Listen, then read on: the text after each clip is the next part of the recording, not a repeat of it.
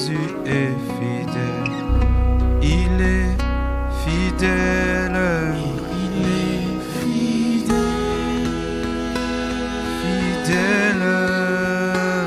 Fidèle. Jésus est fidèle. Il est fidèle. Il est fidèle. Fidèle. Mon Jésus. Jésus est fidèle. Mon Jésus. Mon Jésus est fidèle. Mon Jésus. Mon Jésus est fidèle. Alléluia. Mon Jésus est fidèle. Il est fidèle. Il est fidèle. Jésus-Christ est fidèle. Fidèle. Jésus-Christ. Il est fidèle. Mon amour est fidèle. Fidèle. Alléluia.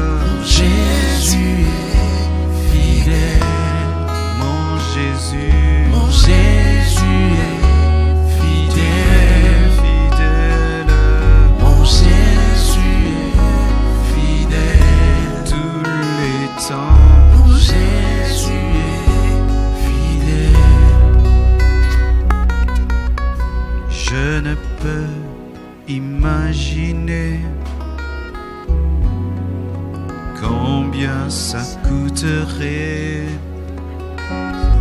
À la croix, il a pris ma place.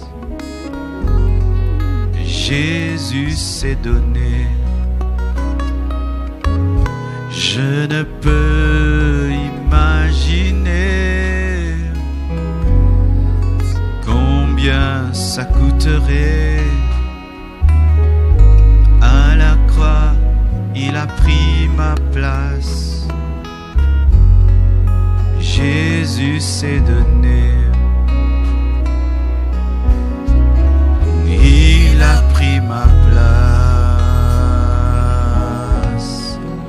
Il a pris ma place. Il a pris ma place. Jésus s'est donné. Il est fidèle. Il est fidèle.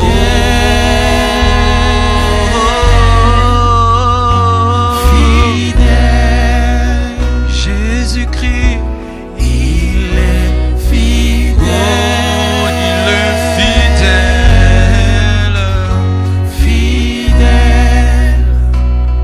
Mon Jésus est fidèle. Fidèle. Mon Jésus est fidèle. Il est fidèle. Mon Jésus est fidèle. Mon Jésus Tu es fidèle. fidèle. Tu ne manges jamais. Tu veilles sur ta parole pour l'accomplir dans les bons et les mauvais moments. Tu es Seigneur. Tu règnes même lorsque notre barque est agitée. Ce que tu as promis, tu l'accomplis toujours. Nous renouvelons toute notre confiance en ta parole, en ta puissance, en ta fidélité, en ta capacité de parler et de réaliser. Nous avons confiance en toi par rapport à cette épidémie, confiance en toi pour nos familles, pour nos nations. Seigneur, confiance en toi. Je te prie, Père, de me oindre, de m'accorder ton onction, l'inspiration, afin de bénir ton peuple et de communiquer ce message que tu as déposé dans mon cœur. Parle, parle, au nom de Jésus-Christ. Je paralyse toute force contraire, toute puissance démoniaque et maléfique. Je demande, Père, que tu règnes sur les ondes, sur la technique et sur toute personne qui suit. Que le feu de ton esprit passe et touche. J'ai ainsi prié. Amen. Nous acclamons le roi des rois, le Seigneur des seigneurs. Je vous salue chez vous, que Dieu vous comble de ses grâces. Alléluia. Aujourd'hui, je vais commencer un séminaire, donc je parlerai ce mercredi, je parlerai vendredi et le dimanche, et si je ne termine pas dimanche, je vais continuer le mercredi prochain, si Jésus-Christ tarde. Le thème de ce séminaire, c'est « Où va notre monde ?» Aujourd'hui, c'est la partie 1. « Où va notre monde ?» On peut me donner de meilleurs retours, s'il vous plaît? « Où va notre monde ?» Partie 1.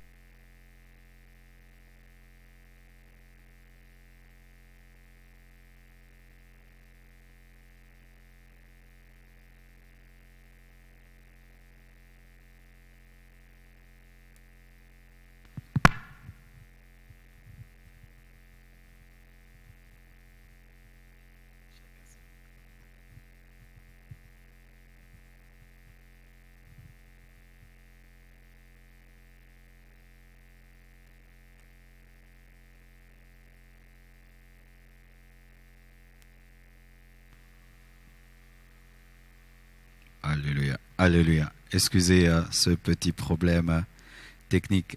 Avec la pandémie, on ne s'échange plus de micro. Amen. Chacun son micro.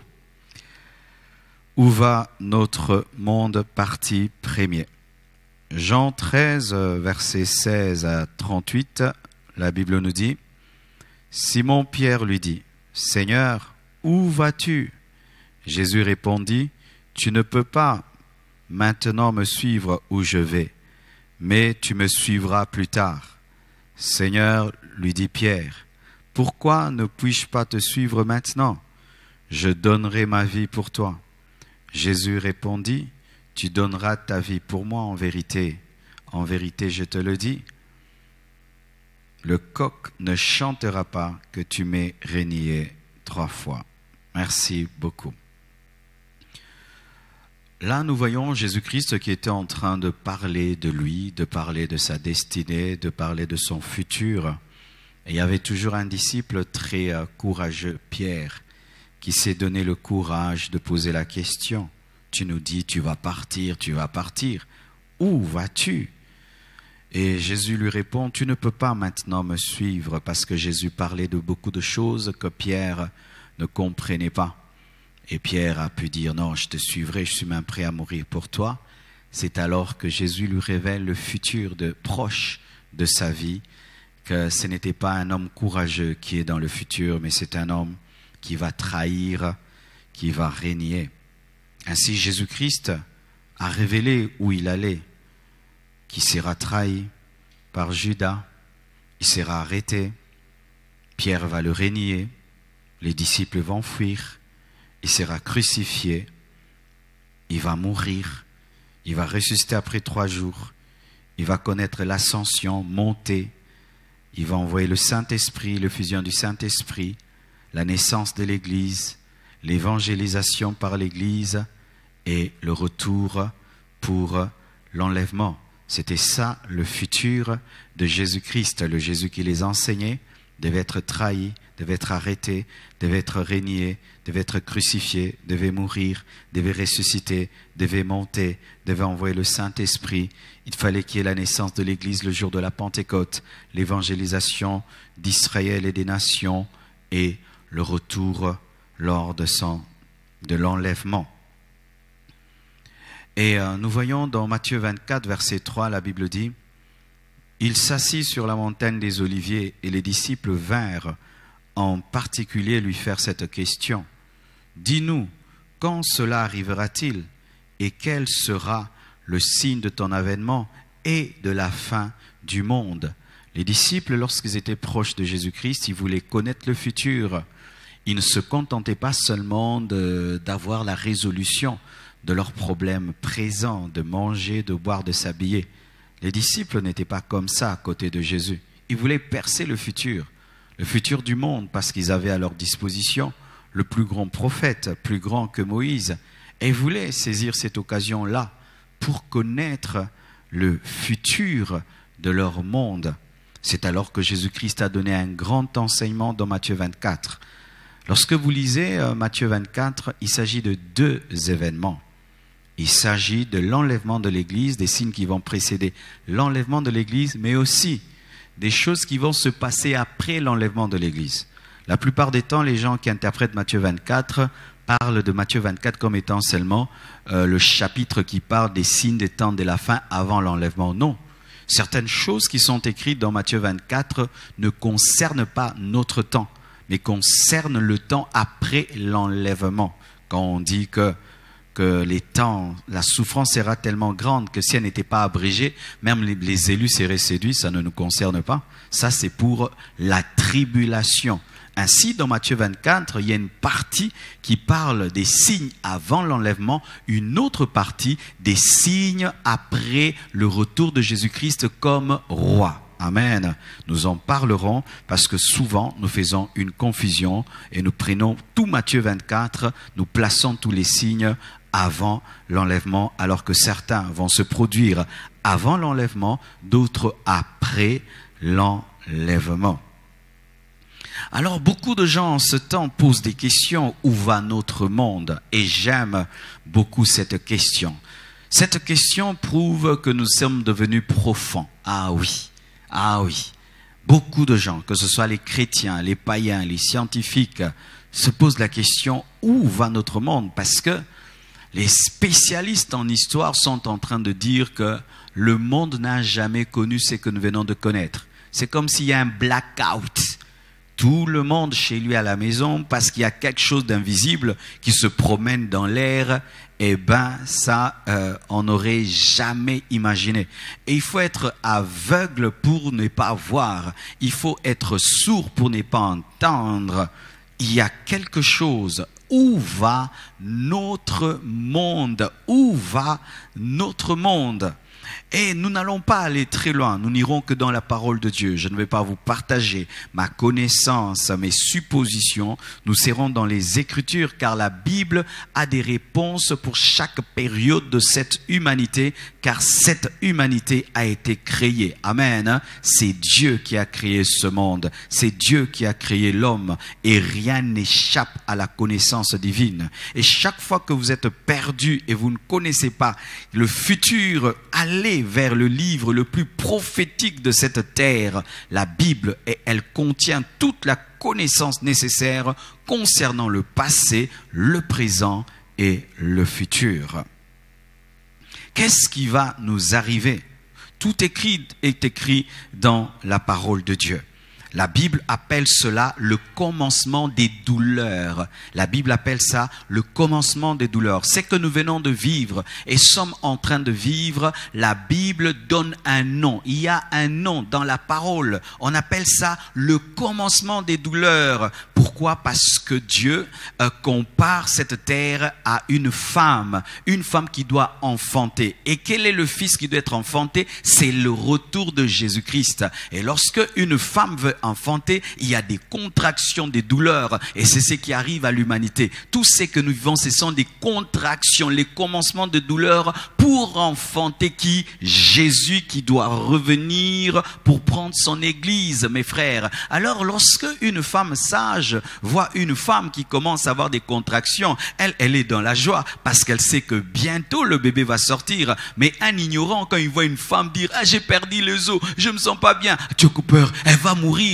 Mais la femme sage dit « C'est très bien ». Et ainsi, les gens qui sont en communion avec le Saint-Esprit sont dans la joie. Ils savent que Jésus revient bientôt. Jésus revient bientôt. Mais les personnes qui n'ont qu'une communion avec Dieu paniquent. La femme va mourir. Alors que la femme sage dit « Ah, bientôt il y aura le bébé ». Jésus appelle cela le commencement de douleur dans Matthieu 24, verset 8. La Bible dit « Tout cela ne sera que le commencement des douleurs. » Donc aussi, il y aura des douleurs qui vont dépasser celles-ci. Ah oui, les commencements de douleur. Lorsque la femme a la rupture de la poche des os, déjà il y a des petites douleurs, mais on sait que lorsqu'elle sera prête à pousser le bébé, là ce sera le pic des douleurs. Donc plus nous allons nous approcher du retour de Jésus-Christ, plus les douleurs seront grandes. Ce n'est pas moi qui le dis, c'est Jésus lui-même qui dit « Tout cela ne sera que le commencement des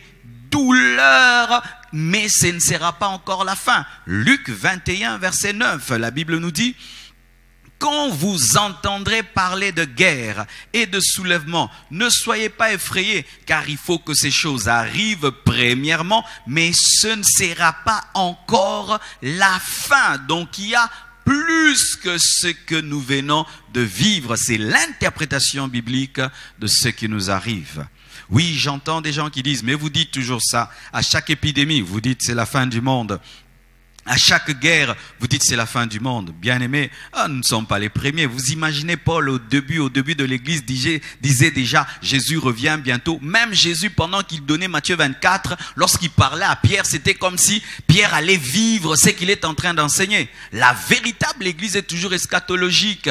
Une véritable épouse attend tout le temps le retour de son époux. Et une véritable Église ne peut pas dire non, il ne va pas revenir maintenant, c'est dans 1000 ans, 2000 ans. Lorsque l'Église commence à enseigner comme ça, c'est une église apostate. La véritable église est une épouse. Et une épouse soupire tout le temps au retour de son Seigneur. Et lorsque une fiancée, on lui dit, ton mari va venir t'épouser. Toute voiture qui passe dit, ah, c'est lui. Toute voiture qui passe, peut-être c'est lui. Tout beau garçon, peut-être c'est lui. Il en est de même avec l'église. Une église qui soupire après le retour de Jésus-Christ cherche tout le temps les signes qui précèdent l'arrivée de son époux.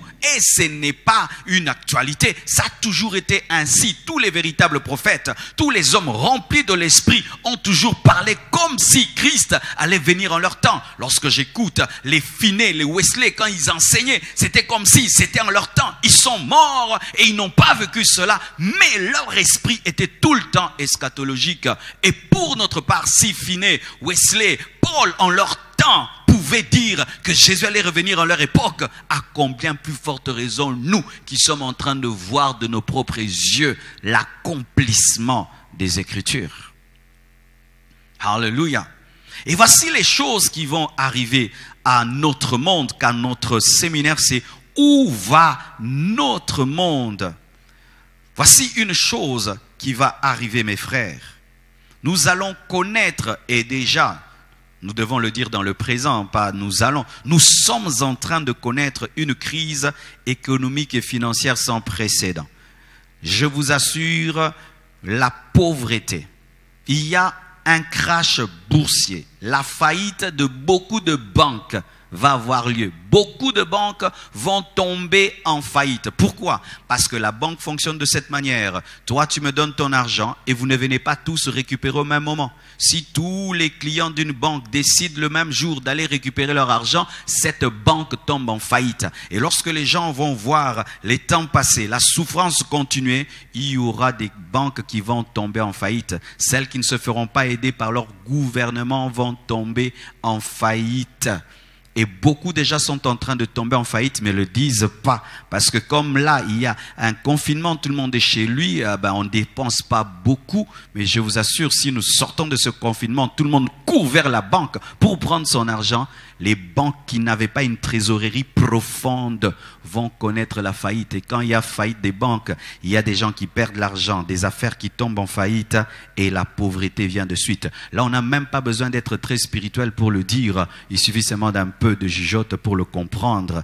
Et il y a déjà une crise économique et financière, car beaucoup d'entreprises sont en faillite. Beaucoup sont en train de licencier les gens. Et les gens de plus en plus vont se réfugier dans l'or, vont se réfugier dans la crypto-monnaie. Une fois, j'ai parlé de cela. Et il y a des gens qui en ont profité pour dire, le pasteur nous encourage dans nos entreprises. Non, je ne parle pas, j'encourage pas une entreprise. Je fais seulement une étude. Mes frères et sœurs, de plus en plus, les gens vont préférer eux-mêmes garder leur argent. Et comme ils ne peuvent pas garder à la maison, parce que quand tu as beaucoup de billets à la maison, ça va faire quoi? Tu auras peur qu'on te vole. Alors les gens vont garder leur argent sur Internet. Ils vont garder leur argent dans la crypto-monnaie. Et de plus en plus, les gens vont commencer à douter de la monnaie en papier. Et tout cela prépare quoi? La marque de la bête. Parce que la marque de la bête, ce ne sera pas un papier, ce ne sera même pas une carte, ce sera seulement une puce, ce sera seulement un code où on reconnaît ton avoir sans que tu puisses présenter de l'argent. Et ce doute qui est en train de se créer dans l'homme concernant le papier, concernant la banque, est en train de préparer la marque de la bête où on peut acheter et l'ordinateur te reconnaît et tu peux dépenser sans présenter l'argent et présenter des cartes. Tout ceci est en train de préparer la marque de la bête, car lorsque l'homme n'a plus confiance au billet, il a plus confiance en l'électronique. Et vous savez, même nos cartes, nous les perdons. Aujourd'hui, j'ai cherché ma carte, j'ai failli la perdre. Je l'avais trop bien cachée que j'ai failli la perdre. Ce qui fait que l'homme moderne, de plus en plus, ne veut plus avoir 10 cartes. Une carte pour telle banque, une carte pour telle banque. Tu aimerais que toutes les cartes soient dans une carte. Après, tu vas voir, mais cette carte aussi, si on me la vole, eh ben, mettez-la moi dans le corps. C'est ce que les gens sont en train progressivement d'aller vers la marque de la bête. La Bible dit dans 2 Timothée 3, verset 1, « Sache que dans les derniers jours, il y aura des temps difficiles. » Dieu n'a pas menti, mes frères. Il y a des gens qui sont comme choqués. Non, Dieu, c'est que j'aime dans la Bible est un livre sincère. Vous voyez, quand les gens vont auprès du diable, ils vont faire les fétiches, la magie, le diable les ment. Si tu me suis, tout ira bien. Si tu me suis, tu n'auras pas de problème. Mais Jésus, quand tu le suis, il te dit, tu seras persécuté, tu seras haï à cause de moi. Et il dit, le prophète Paul dit à Timothée que dans les derniers jours, il y aura des beaux jours. Non, il y aura des temps difficiles. La Bible a parlé de cette période-ci, qu'il y aura des temps difficiles. Le problème, c'est que les chrétiens choisissent dans la Bible des parties. C'est ça le problème des chrétiens. Ils aiment les psaumes, Dieu est avec toi, Dieu te protège, 1000 tomberont à ta droite, 10 000 à ta droite, 1000 à ta gauche, tu ne seras pas atteint. Nous aimons que des versets comme ça, tant que tu vivras, rien ne te résistera. Mais la Bible dit aussi que dans les derniers jours, il y aura des temps difficiles. Non, prospérité, prospérité, prospérité, prospérité. Mais soyons bibliques. Prêchons toute la Bible. Un jour, j'ai rencontré un homme alors que j'étais un jeune prédicateur. Et il m'a parlé, et il m'a posé une question, il m'a dit, prédicateur Marcelo, parle-moi de la fin des temps. Ce sera comment la fin des temps? Le tableau est comment? Et je lui ai parlé des bonnes choses et des bonnes choses. Et puis il m'a dit, non, tu n'es pas honnête. La Bible ne dit pas ça. Lorsque la Bible nous parle des temps de la fin, c'est un tableau noir, c'est un tableau gris, c'est un monde qui souffre. Mais c'est écrit clairement. Pourquoi tu ne dis pas ce qui est écrit? Et il avait raison. La Bible dit, sache que dans les derniers jours, il y aura des temps difficiles. Il y aura des temps difficiles. Il y aura des temps difficiles. Pourquoi? Parce que l'homme sera cupide. La cupidité de l'homme est en train de croître tous les jours. Voyez comment les gens aiment l'argent. Voyez comment les gens sont égoïstes. Comment ils aiment le plaisir plus que Dieu. Voyez comment les hommes aiment le péché. Comment vous voulez avoir des temps de la fin merveilleux alors que l'homme devient mauvais? C'est l'homme qui détermine la qualité de la société. Des hommes méchants engendrent une société de souffrance. Des hommes bons engendrent une société d'amour et de joie. Notre péché est en train de croître, l'iniquité est en train de grandir. Mais c'est normal que la société vive des temps difficiles. Et quand même la Bible dit, sache que dans les derniers jours, il y aura des temps difficiles. On ne dit pas que Dieu va juger les hommes, non. On dit à cause du mauvais cœur de l'homme. Chers hommes, nous nous plaignons, pourquoi Dieu permet ça? Mais nous ne regardons pas en nous. Regardez comment le péché est en train de nous. Regardez comment nous sommes en train de chasser Dieu de nos vies. Regardez comment Dieu est en train d'être chassé des écoles, chassé des parlements, des sénats, chassé. Dieu est en train d'être chassé. Le diable a pignon sur rue, le péché a pignon sur rue. Mais comment vous voulez une nation où les hommes peuvent s'entretuer pour l'argent, où les hommes ne respectent plus leurs parents?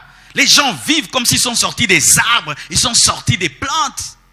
L'homme n'a aucun respect pour l'homme. Il peut tuer l'homme, vendre l'homme. Il peut tuer des millions de personnes pour avoir l'argent. Mais comment est-ce qu'il n'y aura pas des temps difficiles? Notre égoïsme ne fait que grandir. Notre méchanceté ne fait que grandir. Nos péchés ne font que grandir. Mais c'est normal qu'il y ait des temps difficiles. En soi, mes frères, le monde actuel n'est que la résultante de notre mauvais cœur. C'est nous. Le jardin d'Éden était là pour Adam et Ève. Qui ont détruit le jardin d'Éden? C'est pas Dieu. C'est Adam et Ève qui ont détruit le jardin de Dieu. Ce n'est pas Dieu. Il leur a donné un jardin parfait, mais eux, ils ont décidé d'y amener le péché. Le monde est ce qu'il est. Ce n'est pas parce que Dieu est méchant, comme des gens lèvent le poing. Où est Dieu? Où est Dieu? Nous voulons, pasteur, où est Dieu? Où est Dieu? Où est Dieu? Je vous pose la question, où est Dieu dans vos cœurs? Où est Dieu dans votre cœur?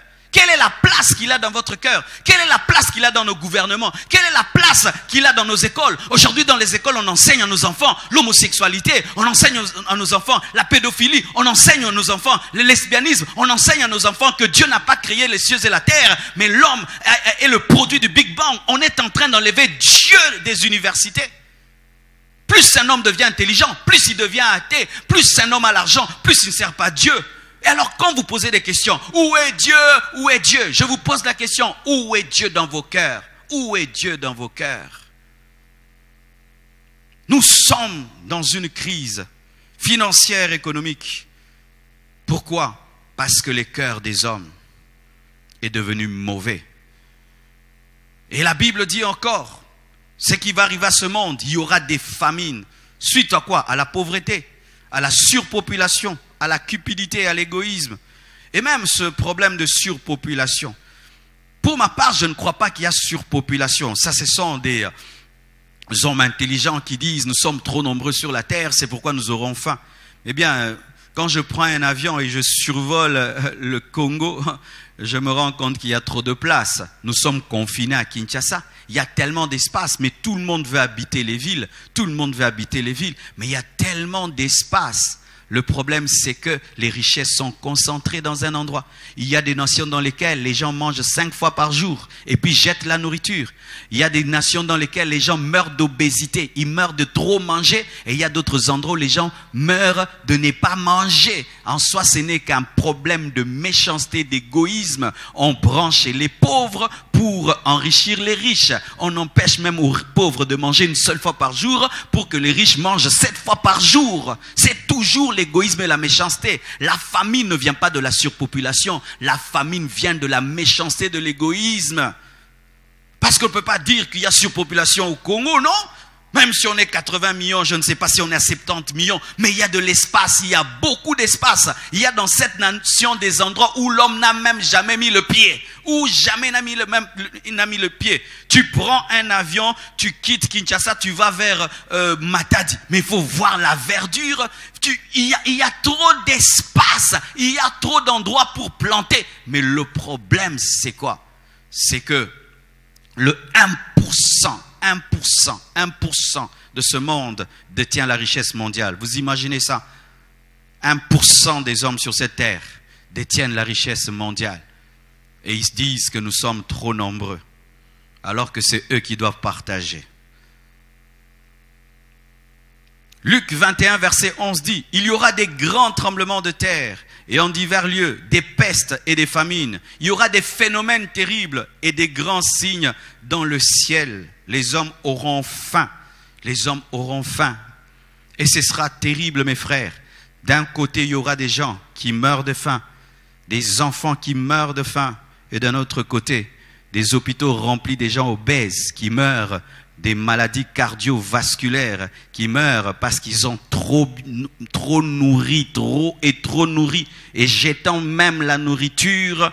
Et de l'autre côté, des gens qui ont même besoin d'eau, qui ont besoin même de manger un peu de riz. Ce sera cela, et de plus en plus. Il y aura des phénomènes terribles, des grands signes dans le ciel, des tremblements de terre, mais qui vont s'intensifier après l'enlèvement. Pourquoi? À cause du réchauffement de la planète. Vous voyez toutes ces voitures qui ne font que polluer l'air. Nous coupons les arbres en désordre, le déboisement, la fonte des glaces. Et nous avons même aujourd'hui des armes capables de modifier le climat. L'homme a créé des armes qui peuvent modifier le climat. Avec les 5G, d'ici la 6G, nous sommes en train de perturber l'écosystème, voulant avoir des téléphones performants, des ordinateurs performants, et partout des antennes, et des antennes, et des antennes. On n'a que faire si ça perturbe quoi que ce soit, et les maladies que cela donne au cerveau de l'homme. Nous voulons nous développer sans tenir compte de la nature qui est autour de nous.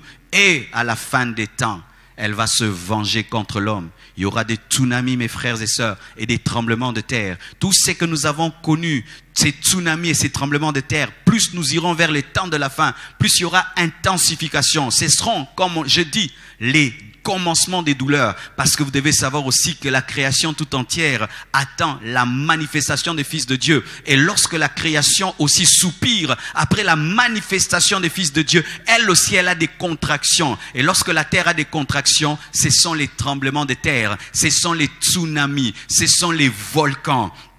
Ce sont des météorites qui tombent sur la terre. Il y aura tellement de choses. Ce n'est pas moi qui le dis. Il est écrit dans la parole. Il y aura des grands signes dans le ciel. Des grands signes dans le ciel. C'est écrit dans la parole de Dieu. Pourquoi? Parce que l'homme a mal géré la terre. Et il y a même des gens qui disent que nous nous comportons même comme nous-mêmes des virus. Là où nous allons, nous détruisons. Vous imaginez, tu vas dans un beau jardin, tu coupes tous les arbres et puis tu mets du béton et du béton. Quand même, je vois ici, avant il y avait beaucoup d'arbres. Nous ne faisons que couper les arbres, mettre du béton. Et il fait chaud, et il fait chaud, et il fait chaud, et il fait chaud. De plus en plus, il fera chaud. Pourquoi? Parce que l'homme, cherchant toujours à avoir de l'argent, oublie qu'il doit prendre soin de son environnement.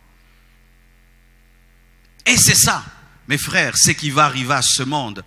Parce que l'homme ne veut pas écouter. Il préfère mettre des antennes 5G, même à côté des écoles, des antennes 5G à côté des hôpitaux, seulement pour avoir l'argent, avoir plus des abonnés, avoir plus des abonnés Internet, sans tenir compte de la maladie que ça crée et sans tenir compte que ça abîme les arbres et s'empêche aux arbres de bien pousser. Et avec le temps, tout ce que nous sommes en train de faire, poussé par la cupidité, poussé par l'égoïsme, va détruire la terre.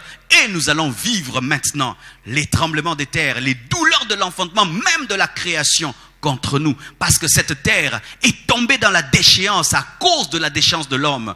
Cette terre était un paradis. Mais lorsque l'homme a péché, cette terre a suivi l'homme dans sa chute. Et elle est en train de soupirer pour être restaurée, car elle sera restaurée lors du millénium. Et la terre soupire après le millénium. Et plus nous irons vers la fin, elle va soupirer après le millénium en mettant l'homme mal à l'aise. Sachez que lorsque Jésus-Christ est mort, la terre a tremblé. Sachez que lorsque Jésus-Christ est mort, les ténèbres sont venues sur la terre. Donc la terre est spirituelle, la nature est spirituelle. Elle manifeste des réactions spirituelles, des réactions prophétiques. Et lorsque vous allez voir maintenant la terre commencer à réagir, sachez qu'elle est en train aussi de soupirer après quoi? Le millénium.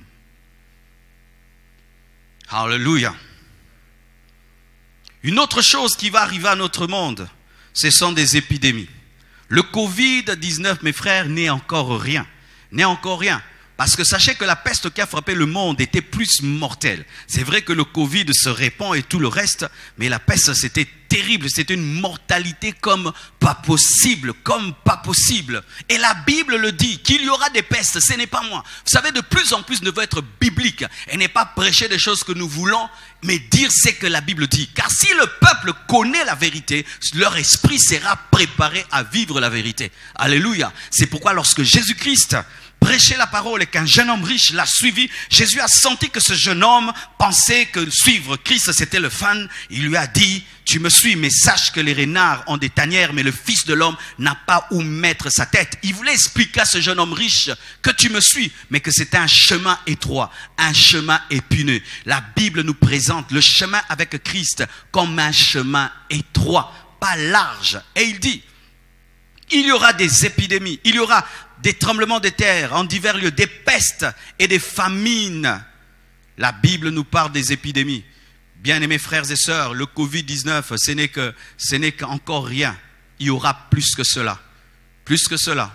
Certaines épidémies seront provoquées par la nature elle-même, mais il y aura encore des épidémies provoquées par l'homme. Oui, provoquées par l'homme. L'homme pour détruire l'homme. Parce que les bactéries, les virus, aujourd'hui sont devenus des armes. Nous devons le savoir. Il ne faut pas être aveugle pour le savoir. Aujourd'hui, l'homme est devenu tellement intelligent qu'il peut manipuler des bactéries. Il peut manipuler des virus.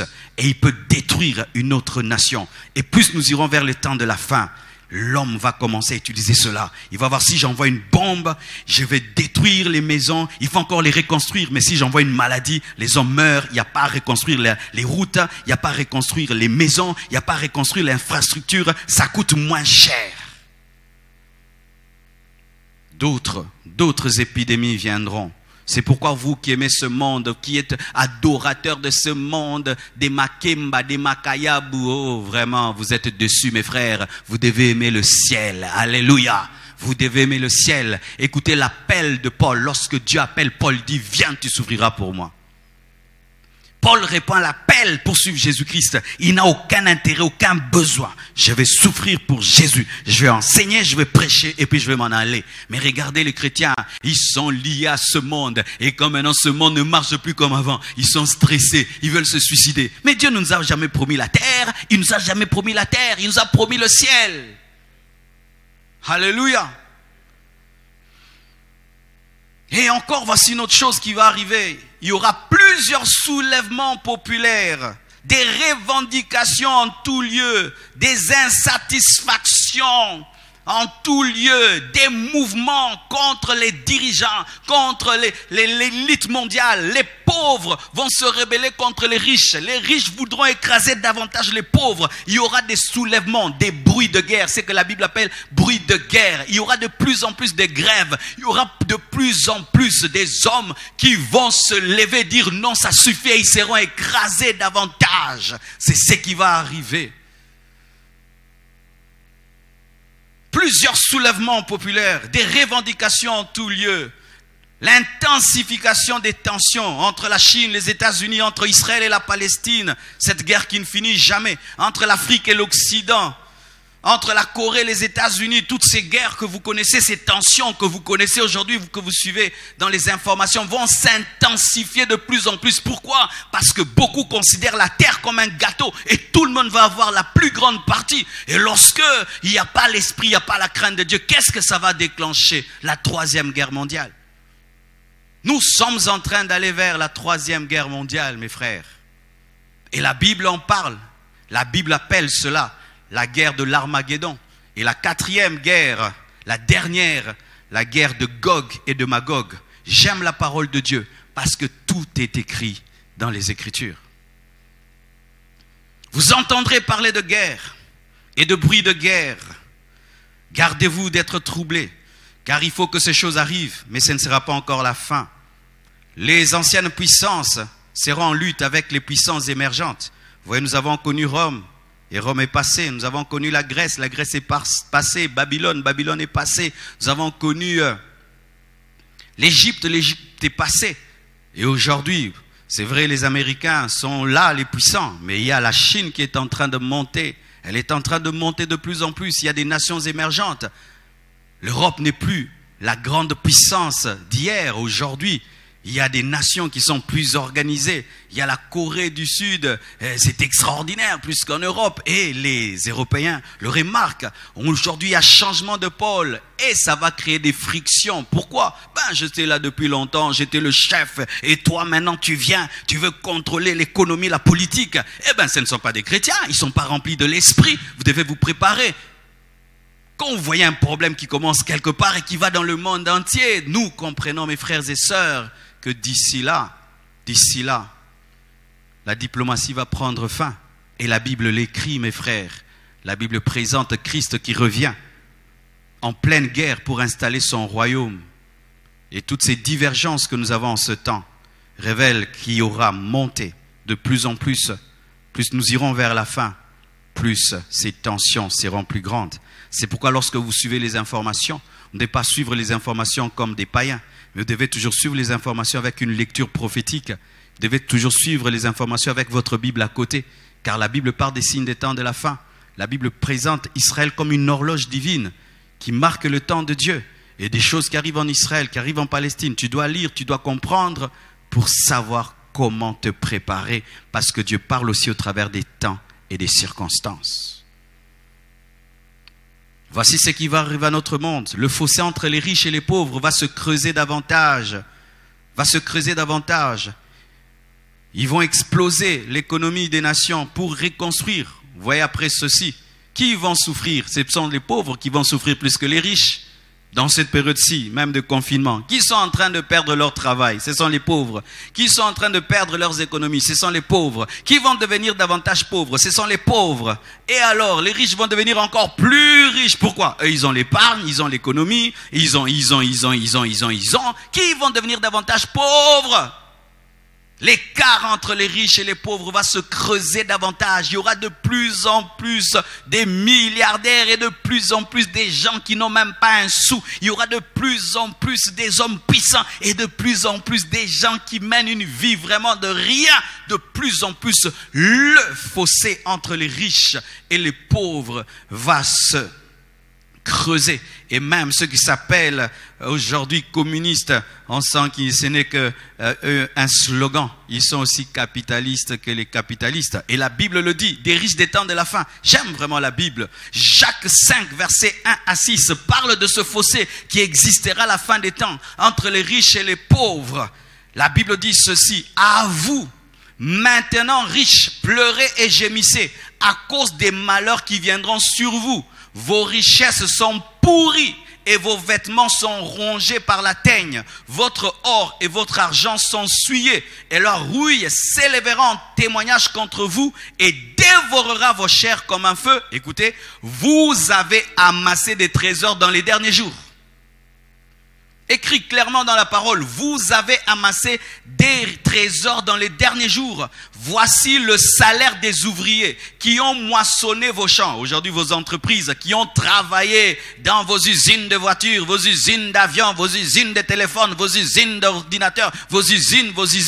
Voici le salaire des ouvriers qui ont moissonné dans vos champs et dont vous les avez frustrés. Ils sont riches, mais ils ne payent même pas leurs travailleurs. Mais nous vivons déjà ça.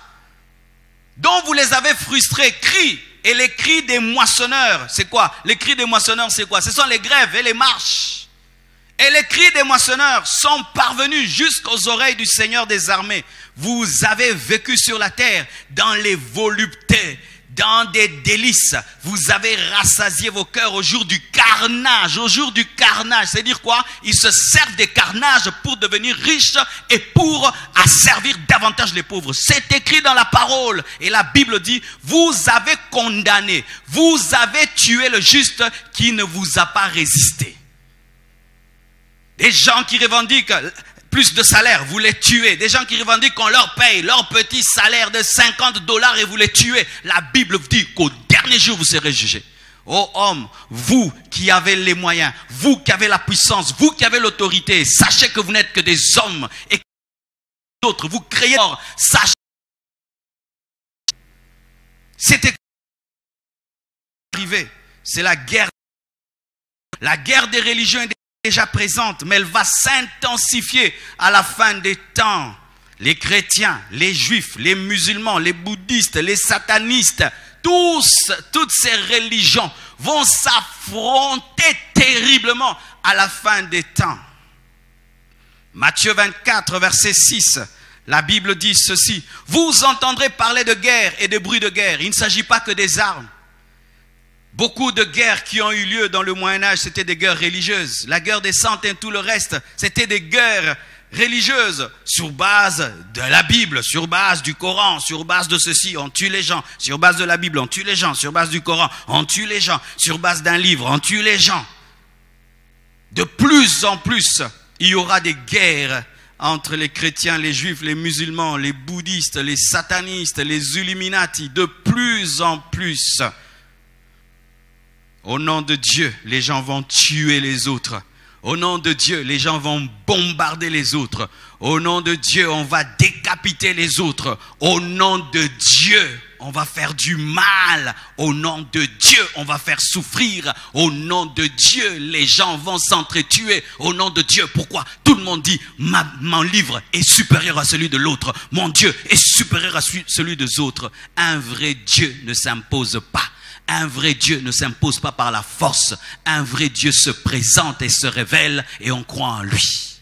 Mais malheureusement, à la fin des temps, les gens vont tuer au nom de Dieu. Une autre chose qui va arriver à notre monde, c'est la persécution de la vraie Église. La persécution des vrais serviteurs de Dieu. Il y aura beaucoup de conditions pour ouvrir une église d'ici là. Il y aura beaucoup de conditions pour être reconnu pasteur. Ce ne sera pas comme aujourd'hui, Dieu m'a appelé, tu commences. Ça va être difficile. Ça va être surveillé. Ce sera difficile d'évangéliser. D'ici là, ce sera même impossible de prêcher sur Internet. Aujourd'hui, nous pouvons faire des Facebook Live. Mais plus nous irons vers le temps de la fin, on ne va plus laisser les gens prêcher Jésus sur Internet. Tu mets une prédication, Facebook te dit non, ici c'est pas fait pour ça. Ah oui, mais il y en a qui connaissent déjà ça. Aujourd'hui, une fois j'ai posté, j'ai parlé contre un certain péché, on m'a écrit, on a dit non, nous avons supprimé ton post parce que c'était contre tel. Vous imaginez ça? D'ici là, on n'aura pas cette facilité de prêcher sur Twitter, de prêcher sur Instagram. Et sachez même que les applications chrétiennes vont disparaître.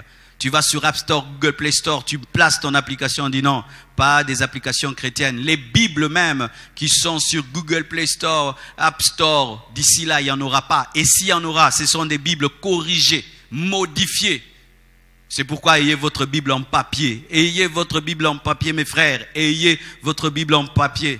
D'ici là même, certaines chaînes chrétiennes vont disparaître. Des vidéos YouTube disparaîtront. Les chaînes seront supprimées. Ce sera seulement le divertissement. Ici seulement on chante, on danse. Ici on ne dérange pas les consciences des gens. Ta chaîne dérange les consciences des gens. Ta chaîne attaque les gens. Nous l'avons supprimée. Fais ta propre chaîne. Et tu veux faire ta propre chaîne, des conditions. Pourquoi fermer la bouche à l'évangile? Si vous ne savez pas, profitons maintenant, alors qu'il est jour, de prêcher la parole, car d'ici là, les ténèbres vont venir où ce sera difficile de le faire. Profitons maintenant où tu peux prendre une prédication, tu la mets sur Internet et les gens sont sauvés. Profitons maintenant, tu peux parler ici, des millions d'hommes te suivent. D'ici là, mes frères, ce ne sera plus possible parce que le diable n'est pas bête de laisser un instrument que lui a fait, fabriqué pour préparer la venue de son fils, être utilisé par les chrétiens contre lui. Ils sont en train de chercher les moyens de le faire, mais ils vont le faire comment? Par des conditions. Ici, on ne dérange pas les consciences. Voyez, si nous sommes seulement à 2000, nous signalons ta page, on la ferme, n'est-ce pas? Alors les gens peuvent dire, nous allons signaler ta page. Pourquoi? Cette page-là culpabilise les gens. Là, il m'a dérangé. Et ils se mettent seulement à 2000. Ils signalent, on ferme les pages, on ferme. Vous qui êtes addict à l'Internet, priez d'être enlevé avant qu'on coupe l'Internet. Car si, mes frères et sœurs, ces choses arrivent, il peut se faire que ce sera difficile de poster des choses chrétiennes sur le net. Si vous ne savez pas, aujourd'hui, l'église en Chine a des problèmes. On interdit aux pasteurs de faire des lives. Aujourd'hui, nous faisons des lives, mais eux, dans le confinement, c'est interdit aux pasteurs de faire des lives. Ce sera la persécution de la vraie église est en train de venir, des vrais serviteurs. On va pousser les serviteurs de Dieu à se compromettre, à prêcher un message fade, un message dilué, un message écuménique, un message qui ne touche personne, qui ne blesse personne. C'est ce qui va arriver. On forcera les serviteurs de Dieu à prêcher ce qui n'est pas la parole. Et vous qui aimez à être acceptés, être aimés, vous serez piégés. Vous serez piégés, mes frères. Nous reviendrons comme au temps de Paul, au temps de Pierre. Nous reviendrons comme en ce temps-là où tu prêches et comme si c'était le dernier jour de ta vie. Nous reviendrons à ce temps-là avant que Christ ne revienne, mes frères. Et ce temps est proche. La Bible dit dans Matthieu 24, verset 9, « Alors on vous livrera au tourment et l'on vous fera mourir et vous serez haïs de toutes les nations à cause de mon nom. » C'est écrit dans la parole. Donc il y aura des gens qui seront persécutés, tourmentés, tués. On va tuer les chrétiens, on va tuer les serviteurs de Dieu, mais ça arrive déjà dans certaines nations. N'est-ce pas qu'on nous envoie des lettres? Priez pour 10 pasteurs qui vont être décapités demain. Priez pour 3 pasteurs qui vont être fusillés demain. Et nous pensons souvent, ça va seulement s'arrêter là-bas. Non! ce qui arrive là-bas, c'est un signal qui nous dit que ça va se répandre. Parce que ce monde ne supporte plus Jésus, ne supporte plus la vérité, ne supporte plus la vraie église. Les vrais chrétiens sont dérangeants. Ils dérangent dans les entreprises, dans les écoles. Ils dérangent sur Internet. Ils dérangent. Et la Bible dit, on vous livrera au tourment, pas parce que vous avez fait le mal, à cause de moi. Donc plus tu es dans la vérité, plus tu seras persécuté. Plus tu manifestes Jésus, plus tu seras persécuté. Et c'est un honneur que d'être persécuté et de mourir pour Jésus. Nous devons reprêcher ça, la persécution. L'honneur d'être persécuté pour la vérité. Alléluia. Qu'est-ce qui va encore arriver? Il y aura l'intensification du contrôle de la population par l'intelligence artificielle.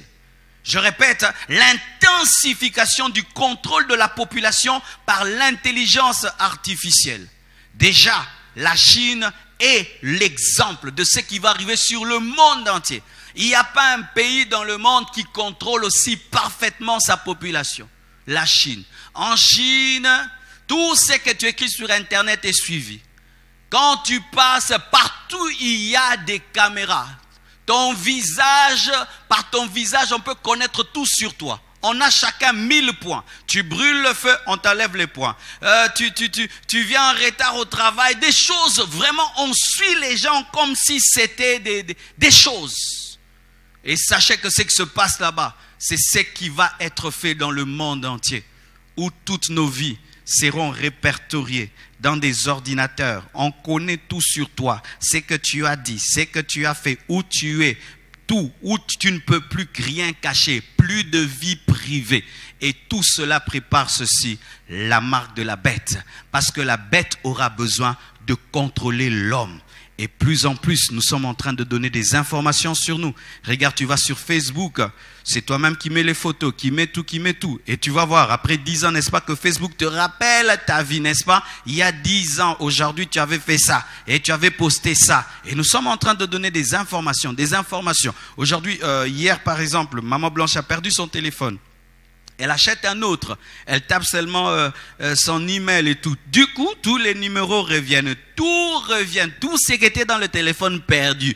Tout retombe dans le nouveau. Vous imaginez ça? Et là, ce n'est pas encore le niveau de contrôle extrême. Mes frères et sœurs, plus nous irons vers la fin, il y aura l'intensification du contrôle de la population par l'intelligence artificielle. Et même ces antennes 5G serviront pour cela. Parce que lorsque tu fais la 5G, il faut de plus en plus des antennes relais. Alors là où tu pouvais mettre des 4G 10, là-bas avec la 5G, il faut encore 20, 30, ce qui fait que presque partout, il y a des antennes. Et par l'antenne qui est à côté de chez toi, on sait où tu es. Ainsi, on peut savoir que non, tu as quitté le pays, tu es au pays, et on peut savoir où tu es. Et aujourd'hui, les hommes, tous nous avons de téléphone. Par ton téléphone, on peut savoir où tu es. Et vous savez qu'il y a une manière même de réactiver le système de localisation, même si tu l'as éteint, on sait où tu es. On peut même te filmer au travers de ton téléphone, même si tu n'as pas activé la caméra, on peut le faire. C'est pourquoi les hommes, souvent quand on achète des téléphones, directement on écrit j'accepte, j'accepte. Tous ces longs trucs qu'on nous lit là, qui les lit? On ne les lit pas, hein? On ne lit pas. J'accepte, pourquoi? Parce que tu veux vite utiliser le téléphone. Mais toutes ces longues conditions là, tout ce que tu acceptes, tu sais ce que tu acceptes? J'accepte. L'intensification du contrôle. La Bible le dit. Dans 2 Thessaloniciens 2 verset 7, la Bible dit, car le mystère de l'iniquité agit déjà. Vous imaginez que Paul le disait en son temps. Au temps de Paul disait déjà que le mystère de l'iniquité agit déjà. Mais il dit, il faut seulement que celui qui le retient encore ait disparu. Il parlait de l'antichrist.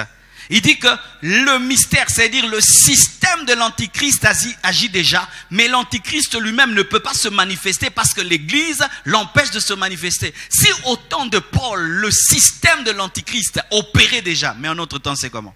Mes frères et sœurs, en notre temps, le mystère de l'iniquité agit trop. Pas déjà, trop. Tu n'as qu'à regarder autour de toi.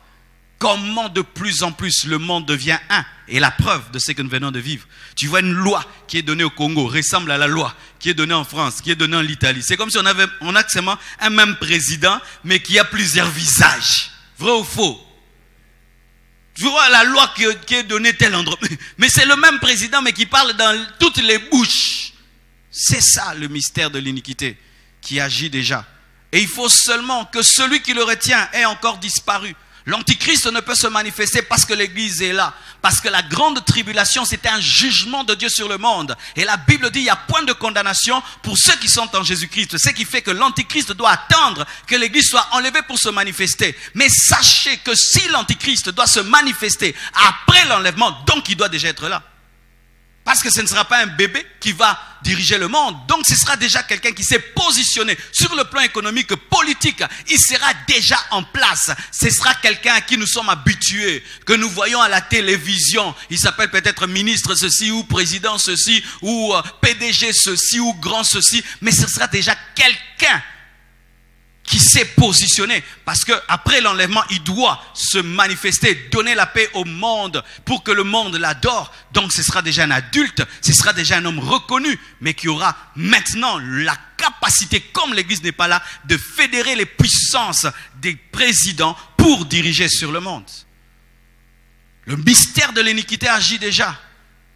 Apocalypse 13, versets 16 à 18 nous dit: et elle fit, il s'agit de la deuxième bête, que tous, petits et grands, de la première bête plutôt le faux prophète, elle fit que tous, petits et grands, riches et pauvres, libres, esclaves, reçussent une marque sur leur main droite ou leur front, et que personne ne put acheter ni vendre sans avoir la marque, le nom de la bête et le nombre de son nom. Il s'agira, après l'enlèvement de l'église, d'un faux serviteur de Dieu qui va utiliser une fausse onction, des faux miracles, des faux prodiges. Il fera descendre le ciel sur la terre. Il va guérir les malades, libérer les 4 dragons.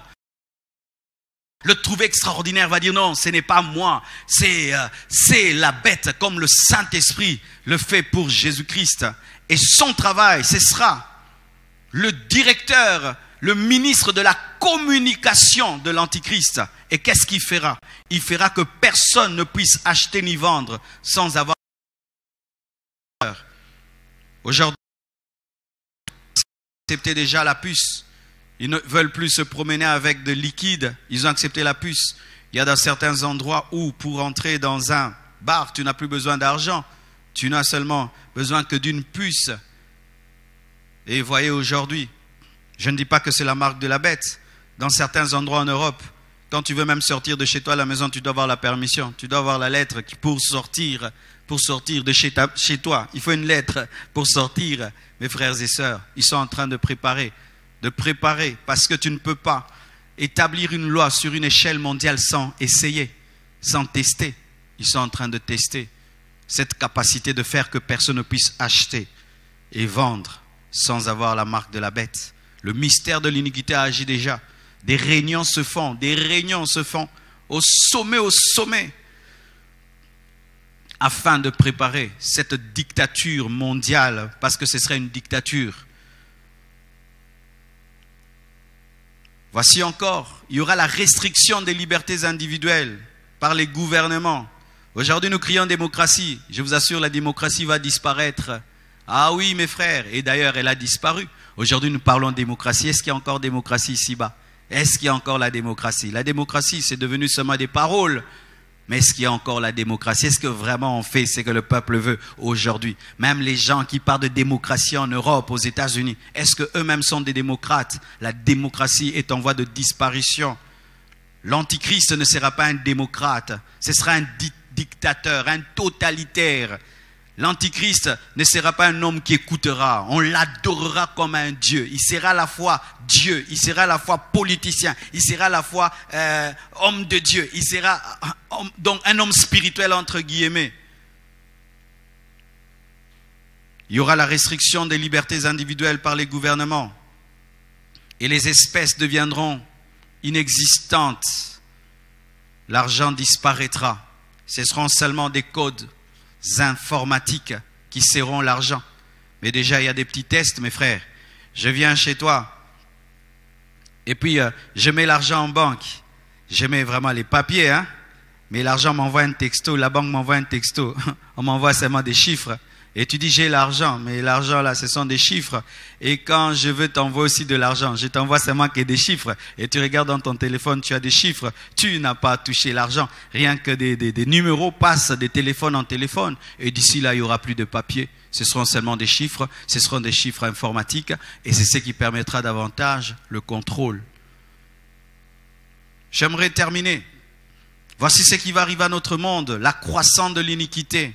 L'apostasie de la fausse église, le mélange, la compromission, l'abandon de la foi. Il y aura des faux pasteurs, des faux bergers, la mondanité dans l'église, la distraction spirituelle et la séduction spirituelle. Matthieu 24, versets 10 à 12 nous dit ceci. Alors aussi, plusieurs succomberont et ils se trahiront, se haïront les uns les autres. Plusieurs faux prophètes s'élèveront et ils séduiront beaucoup de gens. Et parce que l'iniquité se sera accrue, la charité du plus grand nombre se refroidira. Jésus-Christ lui-même le dit, que l'amour va diminuer. Beaucoup vont succomber, vont se trahir et se haïr. Il y aura des faux prophètes qui vont se lever et qui auront la capacité de séduire pas peu de gens, beaucoup de gens. À la fin des temps, mes frères et sœurs, voici ce qui va arriver à notre monde. Vous allez voir des gens abandonner Dieu. Vous allez voir des faux prophètes se lever. Et au lieu que les gens leur jettent des pierres, des foules les suivre. C'est pourquoi ne suivez pas la foule. Suivez la parole. Suivez la vérité. Ne suivez pas les miracles. Suivez la parole. J'entends aujourd'hui des gens qui parlent de quelqu'un, je ne sais pas qui est où, qui dit aux gens d'ouvrir la Bible et ils vont trouver dans la Bible des cheveux et puis boire les cheveux. C'est démoniaque et satanique ces choses-là. Depuis quand Dieu peut demander à ses enfants de boire les cheveux? Il va nous demander bientôt de manger la chair humaine. Mes frères, faites très attention. Lorsqu'il y a des crises, les gens croient en n'importe quoi, à n'importe quelle prophétie, à n'importe quel prophète. Il y aura la perdition, les gens vont quitter la saine doctrine. Ils vont prêcher des choses qui ne sont pas écrites dans la parole. Les chrétiens vont cesser d'être des vrais chrétiens. Les chrétiens seront mondains, charnels. Ou tu entres dans une église, tu te poses la question si c'est l'église ou c'est une boîte de nuit. Ou tu entres dans l'église, tu cherches Jésus, tu ne le trouves pas, mais tu trouves le diable. Ou tu entres dans une église, tu cherches l'homme de Dieu. Ce n'est pas un homme de Dieu, c'est un sataniste. C'est écrit dans la parole de Dieu, la croissance du péché. Le péché va grandir dans le monde au point où il y aura une devise. C'est interdit d'interdire. C'est interdit d'interdire. C'est interdit de dire quelque chose qui dérange. Laisse les gens faire ce qu'ils veulent. Chacun va faire sa loi. Chacun décide de quoi est bien et quoi est mal. N'est-ce pas que ce monde est déjà ainsi? La croissance du péché, l'apostasie, l'abandon de la foi. Le mélange entre le monde et le christianisme. Et Jésus dit, parce que l'iniquité va grandir, les gens vont abandonner l'amour. Quelqu'un qui vit dans l'amour se fatiguera d'aimer. Mais tout le monde vit dans la méchanceté. Mais tout le monde fait pareil. Ah, moi aussi j'abandonne. Beaucoup de gens vont abandonner la foi. Beaucoup de gens vont abandonner Christ. Beaucoup de gens vont tomber dans la haine, dans les trahisons, dans des fausses prophéties, dans des fausses doctrines, vont suivre des faux prophètes au lieu de suivre Christ.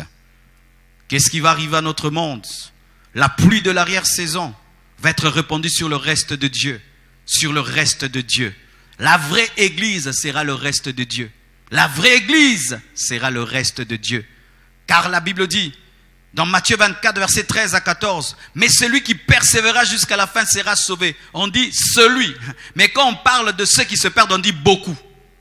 Quand on parle de la perdition, on dit beaucoup les suivront. Mais quand il s'agit de la persévérance, on dit mais celui qui persévérera, un petit nombre. Sincèrement, mes frères, lorsque nous lisons la parole, nous nous rendons compte que beaucoup, à la fin des temps, vont s'égarer. Mais peu vont garder la saine doctrine. Ce n'est pas que Dieu ne les aime pas, mais parce que depuis toujours, ils ont été faux. Vous qui êtes faux déjà en ces temps-ci, vous qui êtes faux en ces temps-ci, sachez que votre fausseté va croître à moins que vous puissiez vous repentir. Vous qui êtes faux déjà dans des périodes où il n'y a point de persécution, pensez-vous que lorsque la persécution viendra, vous serez vrai mais celui qui persévérera jusqu'à la fin sera sauvé. Cette bonne nouvelle du royaume sera prêchée dans le monde entier pour servir de témoignage à toutes les nations. Qui vont prêcher la bonne nouvelle? C'est le reste. Et le reste sera oint. C'est pourquoi je parle de la pluie de l'arrière-saison. Avant le retour de Jésus-Christ, le reste de Dieu, la véritable Église, le reste de Dieu recevra un revêtement qu'on appelle la pluie de l'arrière-saison, afin qu'elle puisse prêcher la parole jusqu'aux extrémités de la terre, afin que vienne la fin. Et cette fin dont on parle, ce n'est pas la fin du monde, mais c'est la fin de la grâce. Alléluia. Parce qu'après l'enlèvement, le monde continuera. Il y aura 7 ans de tribulation, 1000 ans de millénium, et ensuite il y aura le jugement dernier. D'un côté, il y aura l'enfer, et de l'autre côté, la nouvelle Jérusalem céleste. Mais pour qu'il y ait la fin de la grâce, il faut que le reste fidèle de Dieu reçoive un revêtement spirituel, comme la première église a reçu le revêtement spirituel pour amener l'église à naître. Il faudrait aussi que l'église des temps de la fin reçoive une onction du reste pour prêcher, afin que les derniers de païens sincères entendent et se convertissent. C'est alors qu'il y aura la fin de la grâce. Jacques 5, versets 7 à 8 le dit. La Bible dit: soyez donc patients, frères, jusqu'à l'avènement du Seigneur. Voici, le laboureur attend le précieux fruit de la terre, prenant patience à son égard, jusqu'à ce qu'il ait reçu les pluies de la première et de l'arrière-saison. La première pluie, c'est la Pentecôte. La deuxième pluie, c'est l'onction divine. La deuxième Pentecôte, ou la deuxième effusion de l'Esprit qui va venir. C'est-à-dire ceci: pendant que le mystère de l'iniquité va opérer à la fin des temps, il y aura aussi la pluie de l'arrière-saison parmi le reste de Dieu. Pendant que le diable va opérer parmi ses enfants, Dieu aussi va opérer parmi ses enfants. Il y aura rencontre entre la lumière et les ténèbres, et c'est la lumière qui va gagner, car l'église sera enlevée. Alléluia. Mais vous devez savoir, mes frères, que pendant que les ténèbres sont en train de s'apaisir, dans la vraie église, les vrais chrétiens sont en train de recevoir des fausses nouvelles, des révélations profondes, enfin de l'évangélisation. Si nous sommes encore là, c'est pour évangéliser. Oh, chers enfants de Dieu, on vous a dit que vous êtes sur la terre pour devenir riche. On vous a dit que vous êtes sur la terre pour vous marier, pour voyager. J'aimerais vous dire que ce n'est pas ça la priorité de Dieu. Nous sommes sur la terre parce qu'il y a des hommes qui doivent entendre l'évangile. Nous sommes sur la terre parce que nous devons parler de lui avant que la grâce ne prenne fin. Mais aujourd'hui, les chrétiens ont oublié l'évangélisation. Ils ont donné l'évangélisation aux évangélistes qui doivent faire des croisades. Et maintenant, on va faire les croisades comment? Où on va faire des croisades? Vous qui avez pris l'évangélisation, vous l'avez donné aux pasteurs, vous l'avez donné aux évangélistes internationaux. Où vont-ils les faire? Et sachez qu'à la fin des temps, les croisades d'évangélisation, les gens vont s'y opposer, les dirigeants vont s'y opposer. Ce sera cœur à cœur, face à face, que nous allons gagner les âmes. Mes frères et sœurs, pour terminer, il y aura l'intensification de l'évangélisation par le reste de Dieu. Ce sera parmi les grands signes des temps de la fin. Une intensification de l'évangélisation par le reste de Dieu, par des personnes pures, attachées à Dieu, prêtes à mourir pour leur foi, prêtes à mourir pour les âmes, des gagneurs d'âmes, accompagnés des signes, des prodiges et des miracles, des prophéties, vivant dans la pureté, dans la crainte de Dieu, comme des kamikazes de Dieu, vont se manifester en ce temps de la fin et vont déclencher un réveil avant l'enlèvement de l'Église. Voici ce qui va nous arriver, l'enlèvement de l'Église. Et cet enlèvement de l'Église va se faire en 2 parties. Les morts en Christ ressusciteront premièrement, et les vivants seront transformés, car il y a des hommes qui ne mourront jamais. Ce sont ces hommes que Jésus-Christ trouvera vivants et en lui, et il va les transformer. Comme la chair et le sang ne peuvent hériter le royaume des cieux, le corps mortel revêtira l'immortalité, le corps corruptible revêtira l'incorruptibilité, et ensemble avec les ressuscités, nous irons dans les airs pour une fête de 7 ans qui est appelée les noces de l'agneau. Alléluia. 1 Thessaloniciens 4, 15 à 18 le dit. Voici en effet ce que nous vous déclarons, d'après la parole du Seigneur, nous les vivants, restez pour l'avènement du Seigneur. Nous ne dévancerons pas ceux qui sont morts. Paul pensait que lui ne sera pas parmi les morts. Aujourd'hui, il est dans les morts. Car le Seigneur lui-même a un signal donné à la voix d'un archange et au son de la trompette de Dieu descendra du ciel et les morts en Christ ressusciteront premièrement. Ensuite, nous les vivants qui serons restés, nous serons tous ensemble enlevés avec eux sur les nuées à la rencontre du Seigneur dans les airs. Et ainsi, nous serons toujours avec le Seigneur. Consolez-vous donc les uns les autres par ces paroles. On ne dit pas ne pleurez pas. Les chrétiens pleurent parce qu'il y aura l'enlèvement. Mais c'est terrible aujourd'hui. C'est terrible. Les chrétiens, pasteur, c'est comme si l'enlèvement c'est bientôt. Ça c'est quel genre de chrétien? Pasteur, vraiment nous devons revoir. C'est que nous avons prêché. Nous avons engendré des fiancés qui n'aiment pas le mariage. Pasteur, nous avons engendré des chrétiens qui n'aiment pas l'enlèvement. Nous avons engendré des chrétiens qui regrettent que le monde devienne bizarre. Nous avons engendré des chrétiens qui sont malheureux parce qu'il y a les douleurs de l'enfantement. Nous avons engendré des femmes qui regrettent que le bébé va sortir. Nous avons engendré des chrétiens qui ne se consolent pas en sachant que l'époux revient. Ça, ce ne sont pas des chrétiens. Ça, ce sont des religieux. Ça, ce sont des religieux que nous avons engendrés. Et les religieux ne seront pas enlevés. Nous devons revoir ce que nous avons prêché, revoir ce que nous avons dit. Nous devons revoir les priorités que nous avons gravées dans leur cœur, car c'est la qualité de la sémence qui détermine la récolte. La Bible dit, dans Matthieu 24, verset 15, c'est pourquoi, lorsque vous verrez l'abomination de la désolation dont a parlé le prophète Daniel, établi en lieu saint, que celui qui lit fasse attention. Cette parole ne concerne pas l'enlèvement. Cette parole va s'accomplir après l'enlèvement. Donc, Jésus-Christ a aussi écrit pour les chrétiens qui vont rater l'enlèvement. Oui. Verset 15, on dit quoi? C'est pourquoi lorsque vous verrez l'abomination de la désolation dont a parlé le prophète Daniel. Qu'est-ce que Daniel avait parlé? Il avait parlé de l'Antichrist qui ira dans le temple et qui va se déclarer Dieu. C'est ce qu'on appelle l'abomination de la désolation. L'abomination de la désolation aura lieu au milieu de la grande tribulation lorsque l'Antichrist ira dans le temple et il va dire je suis Dieu. Et Jésus dit lorsque vous verrez un homme entrer dans le temple et dire je suis Dieu, c'est l'abomination de la désolation. Vous qui lisez, faites attention. Qui? Les chrétiens qui n'ont pas été sérieux, qui ont raté l'enlèvement. Lorsque vous allez rester et vous allez voir un homme venir et se déclarer Dieu, entrer dans le temple, sachez que c'est l'Antichrist. Et là, la grande tribulation va commencer. Il va vous tuer, il va vous persécuter. Et vous entrerez au ciel au prix de votre vie, au prix de votre mort. La Bible dit, celui qui refusera de prendre sa marque sera décapité. Les gens vont mourir de faim au nom de la foi. Mes frères et sœurs, c'est écrit dans la parole. Ce qui est désolant, c'est que nous croyons en Jésus lorsqu'il nous parle des miracles et des prodiges. Mais lorsqu'il nous donne de telles prophéties, on ne prend pas au sérieux. Hier, on ne prenait pas au sérieux les signes des temps de la fin. Mais devant nos propres yeux, ils sont en train de s'accomplir. Ils sont en train de s'approcher. Il faut être aveugle pour ne pas voir.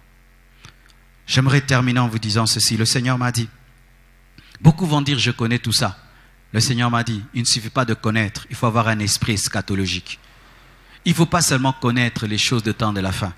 Il faut y croire et il faut se préparer. Il ne faut pas seulement dire je sais, je sais, je sais. Est-ce que la manière dont tu vis révèle que tu y crois? Ces derniers temps, mes enfants me font rire. Lorsqu'ils me cherchent dans la maison, ils ne me trouvent pas. Ils disent, peut-être l'enlèvement a lieu. S'ils me voient, ils disent, il est là. Vous imaginez, des petits enfants de 12 ans, 11 ans. Ils ont conscience que, à n'importe quel moment maintenant, il peut se faire que Christ vienne. Frères et sœurs, soyons sérieux. Vous qui aimez tout le temps discuter, qui aimez toujours contredire, continuez à contredire, continuez à discuter. Mais faites très attention. Lorsque Noé était en train de construire l'arche, c'était comme de la blague. Il amenait une pierre, plutôt un bois, après un autre, un clou, premier niveau, deuxième niveau. Et puis, il ferme l'arche. Le fou a fermé son arche une pluie d'un jour, de 2 jours, de 3 jours, de 4, de 7, de 10 jours, de 20, et se rendent compte que le fou n'était pas fou. Le fou était l'homme le plus sage de leur temps. Et cette pluie a fait 40 jours. Et aucun n'a pu se sauver, même pas le plus grand nageur. Mes frères et sœurs, il n'y a pas un livre aussi vrai et puissant et prophétique que la Bible. Prenez-le au sérieux. Pas pour moi, ni pour la compassion, pour vous-même, car vous êtes des mortels, vous finirez par mourir. Et au dernier jour, vous devriez rendre compte à Dieu. Où va ce monde? C'est ce que nous avons dit ce soir. Nous allons continuer le vendredi et le dimanche. Prions le Seigneur.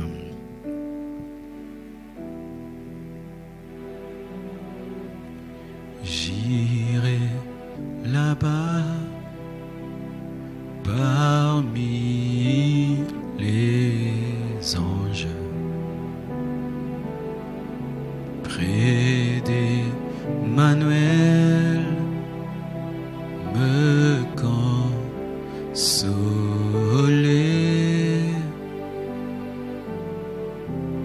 passant mon temps à la louange, dire à Jésus un grand merci.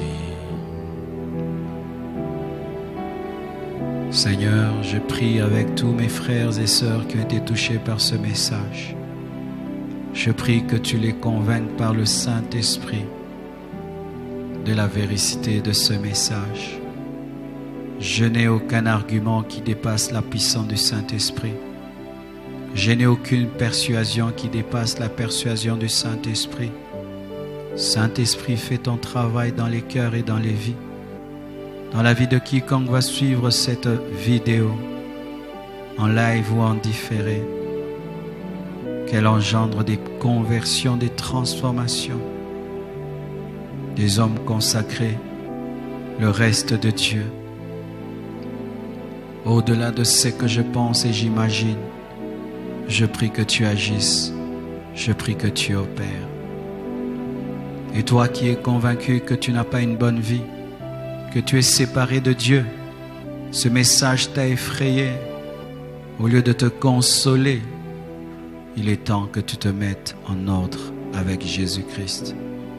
C'est pourquoi tu vas prier avec moi, pour faire cette prière de repentance et lui donner ta vie jusqu'à ta mort, jusqu'à son retour. Seigneur Jésus-Christ, je suis persuadé que cette parole vient de toi. Je te demande pardon. Je te prie de me laver par ton sang de tout péché, de toute iniquité et de toute transgression. Je confesse de ma bouche le Seigneur Jésus-Christ et je crois dans mon cœur que Dieu l'a ressuscité d'entre les morts. Deviens mon maître et mon Seigneur. Lave-moi par ton sang. Donne-moi le Saint-Esprit et l'assurance du salut. Merci Jésus. Merci Papa. Amen. Nous acclamons le Seigneur. Alléluia.